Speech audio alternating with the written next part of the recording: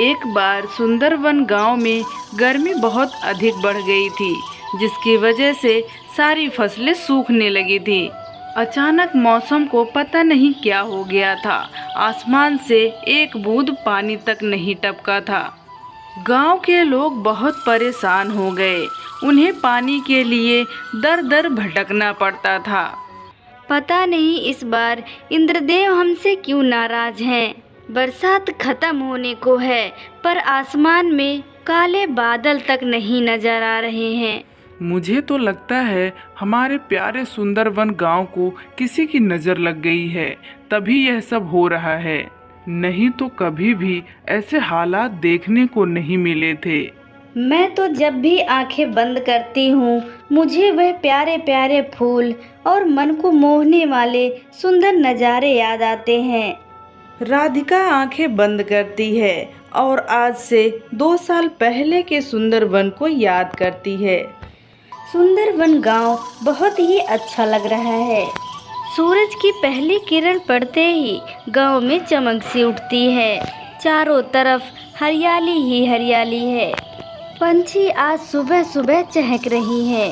बच्चे अपना school bag लेकर स्कूल की तरफ निकले हैं। किसान अपने बैलों को लेकर खेतों की तरफ बढ़ रहे हैं।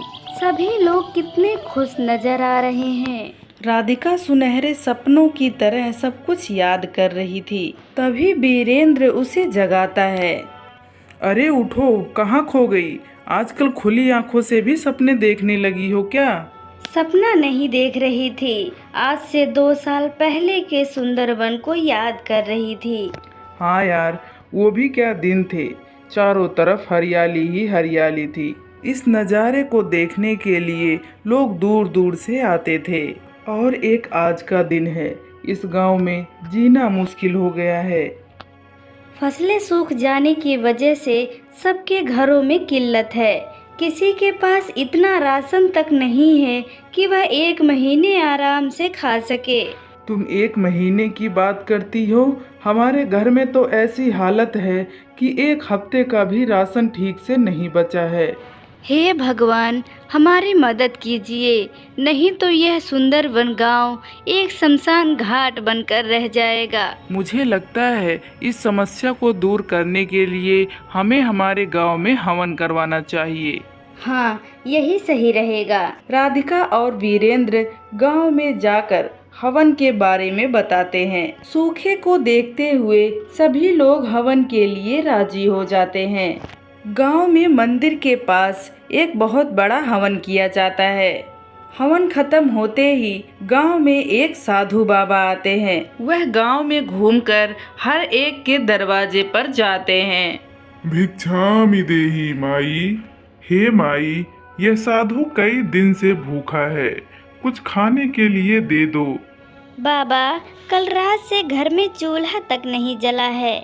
मैं एक दिन छोड़कर एक दिन खाना बनाती हूँ, क्योंकि घर में पर्याप्त राशन नहीं है। यह सुनकर जैसे ही साधु बाबा वहाँ से जाने लगते हैं, वह औरत उनको आवाज लगाती है। रुक जाइए बाबा, आप मेरे घर से खाली हाथ नहीं जा सकते। और वह औरत घर में जो भी राशन बचा है वह लाकर साधु बाबा के झोली में डाल देती है। ईश्वर तुम्हारी रक्षा करे और तुम्हारे सारे संकटों को दूर करे। साधु उस औरत को आशीर्वाद देकर दूसरे घर की तरफ चले जाते हैं। साधु को एक कुटिया दिखाई देती है, जिसमें एक परिवार खाना खा रहे हैं। भिक्षामि देहि। साधु की आवाज सुनकर घर का मुखिया बाहर आता है और उन्हें अपने हिस्से का खाना दे देता है।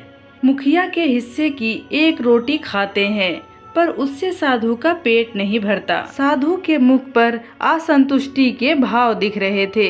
यह सब देख घर का मुखिया अंदर जाता है और अपने पत्नी के हिस्से का खाना लाकर साधु बाबा को दे देता है। वह एक रोटी और खा लेते हैं, पर इससे भी उनका पेट नहीं भरता। हे सज्जन पुरुष, तुमने यह अधूरा खाना खिलाकर मेरी भूख और बढ़ा दी है। ये लीजिए बाबा, आप मेरे हिस्से का खाना खा लीजिए। ये लीजिए बाबा, आप मेरे भी हिस्से का खाना खा लीजिए और अपनी भूख मिटाइए। साधु बाबा यह सारा खाना खाते हैं और इनकी सेवा भक्ति को देखकर इनको आशीर्वाद देते हैं। हे सज्जन पुरुष, मैं तुम्हारी दान और समृद्धि को देखकर बहुत खुश और चकित रह गया हूँ। तुमने और तुम्हारे परिवार ने खुद को भूखा रखकर आज मेरा पेट भरा है। ईश्वर तुम्हारी रक्षा करे और तुम्हारी सभी कष्टों को दूर करे। साधु बाबा आशीर्वाद देकर वहाँ से चले जाते हैं। देखते ही देखते शाम हो जाती है और साधु बाबा इस गांव से चले जाते हैं। गांव के लोगों के पास जो भी कुछ था उन्होंने सब कुछ साधु बाबा को दान कर दिया था। अब किसी के पास अगले दिन खाने के लिए राशन का एक दाना भी नहीं बचा था।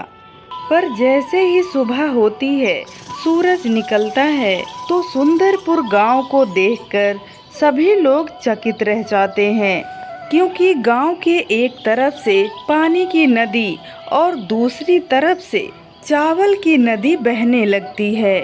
अरे सचमुच ईश्वर की कृपा हो गई है इस गांव पर। गांव वालों ने मिलकर एक बहुत बड़ी दावत रखी।